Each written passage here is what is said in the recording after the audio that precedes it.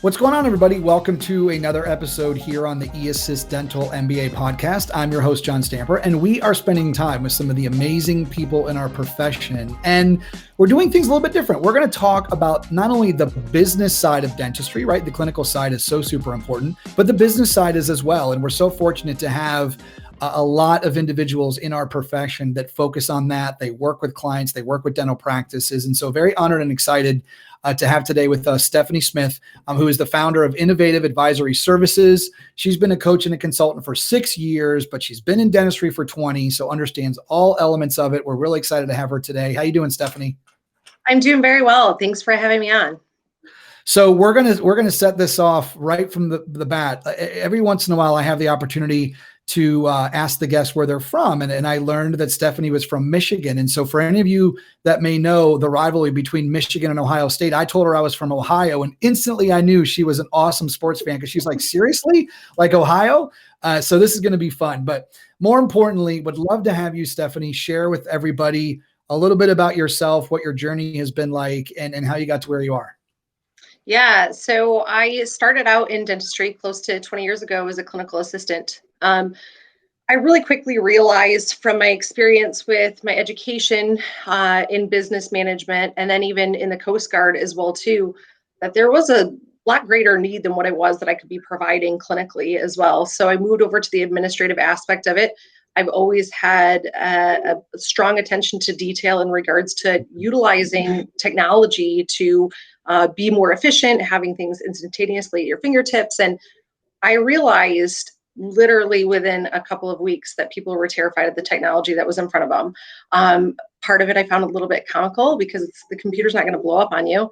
And then and then you almost kind of feel bad because there is a lot of dental professionals that did not grow up with technology as well too. So that turned into moving almost within a couple of years within management as well too.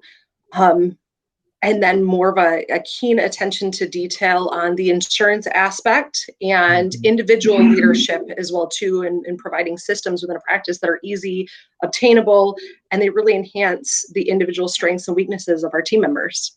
Yeah, that's awesome. So, what's interesting, Stephanie, when I think about dental practices over the years, being concerned about technology, especially with a lot of the business aspects of their practices and having, concerns around that, I'd have to think it's pretty interesting with the work that you do, that when they're able to build their confidence up on the technology side and the business side and realize there are so many great resources out there, that it feels like practices are starting to feel more comfortable and confident when it comes to that. But I'm curious to have you share the type of work that you do in an effort to bring them along that educational continuum of at least feel more confident to understand the business side of their practice.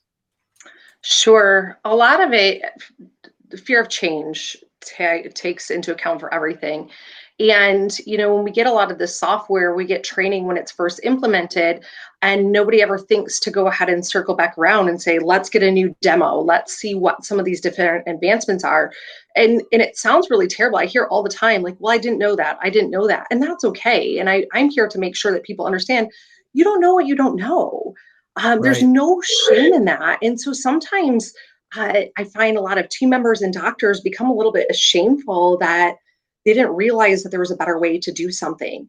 And oftentimes that comes with upgrades. And then we can even go down into some of the different upgrades with softwares and what troubles that has caused. So now we've added another hurdle why somebody might not do it. And like I said, that training aspect is you can't just go ahead and set somebody in front of new software and say, here you go, have at it. Or when we have team member changes, those are a lot of the hurdles that I come across, and all it comes down to is calling, get another hour training session with that company. They want to keep you as a customer. They want to also show you what other cool features, whether it might be a build on opportunity or to make sure that you're effectively using it so you don't lose that company in the future. Yeah, and I would have to imagine on your side, from the clinical perspective, that once they feel the same type of confidence on the business technology side that they did on the clinical side, a practice really can take off, right? And certainly with guidance, I know that's one of the things that you do, but probably opens their eyes to say, wow, like this is a world that I didn't even know that we could think of. And I would have to think that's where a lot of the immersion of a practice, if they want to, says, you know what, we've built one successful practice, let's open one on the other side of town, right? Those are some of the things I know that when that confidence comes, gives them the freedom to say, I can expand what I'm doing and continue to grow. Absolutely. It most certainly does. Okay. So you started on the clinical side, and I would love to have you share. Well, first of all, from entrepreneur to entrepreneur, congratulations to you for, making the decision to get out there, give back, continue to help and create your own business. Let's talk about some challenges. What are maybe two things, as you've been growing your business and as you've been working in dentistry, challenges that you have had to overcome, and then, what you learned from them? Trust is a massive factor. I'm coming in there. Oftentimes, I go into practices that are lacking technology as well too. In that, a lot of times coincides with a more senior team. So when you have somebody that's coming in and now their fear of change, so I really have to earn their trust, and I really start in baby steps and simple things that we can do to make their life a lot better instead of throwing a ton at them all at once. And the other challenge that I hear all too often is I get asked, how long have you been in dentistry? What have you done? You don't know what it's like to be on the clinical side of it. And I actually can let them know I do know both sides of it. And so that is, it's people automatically judge that I'm going to come in. Consultants do get a bad rap because they reinvent the wheel. There's a level of fear that sometimes that they implement within it, and that's something that I don't believe in. I don't want to be cookie cutter. I don't want to completely reinvent the wheel, but I want to work smarter, not harder, for everybody. Right. It's a win-win. So let's talk about 2020 for a second. I know we're in 2021, and so many of us are trying to move forward, but I do think it's a great opportunity, especially with someone like yourself that worked with practices. Can you just touch on what it was like last year for some of your practices, and then what some of them did to put themselves in a position this year? And I'm hearing a lot of this, but to be stronger than they were before the pandemic, to identify things. But I'd love to hear, your viewpoint, especially the fact that you're working with, practices right now and what their experience was like last year. Yeah, of course it was very scary, and it was scary for their team members as well too. So the number one thing that I had to do for not just my clients, but even my social media audience of 5,000 dental professionals across the state of Michigan was communication. When we're able to go every day. We have a system, getting in our car, going to work and doing this work. And now we don't even have anything. We don't know what the future is going to bring of that one. So communication was absolute key right from the beginning. Don't leave your team in the dark for what's going on. Don't let them just exclusively go off on what's news. But now let's take this opportunity, and a beautiful opportunity, to work on all of the systems and processes, implementing of the technology that you were afraid to do because you didn't have the time before. And now you have all of the time in the world to do it. So I had practices that within the first week, I called up and said, hey, listen, I know we set you on this slow track to go chartless. We're putting it on the fast track now. Here are some other systems and training that you were afraid to go ahead and take an entire day of productivity away. We're going to go ahead and do it. And we're going to do it now, and we're going to get it, and it's going to be just perfect. So all of my clients are coming into 2021 just strong. I made sure that they utilize that time off effectively instead of sitting around and worrying. Let's put pedal to the metal. We have all of this opportunity, and we need to use it in our benefit, because it's just going to make us much happier in the future. Well, as you know, Stephanie, in dentistry, there's been a lot of things that have evolved and changed, but one thing that has not changed is that patients need care, right? I mean, that's the one universal thing from I'm sure the time that you started in dentistry, I started in dentistry. It's, all these technological advances are awesome, but the bottom line is patients still need to be taken care of. And I think you bring up a good point that, I think those practices realize that that's what they're there for, and that's what they want to do, is serve their community. And as long as those patients still need care, whichever practices find a way to get through this and build their systems as such to support it, are going to be able to be successful. So that's encouraging to hear. Absolutely. Okay. So finally, we're moving towards a point where we can all hopefully be in person again, or be at a conference, or be able to speak again.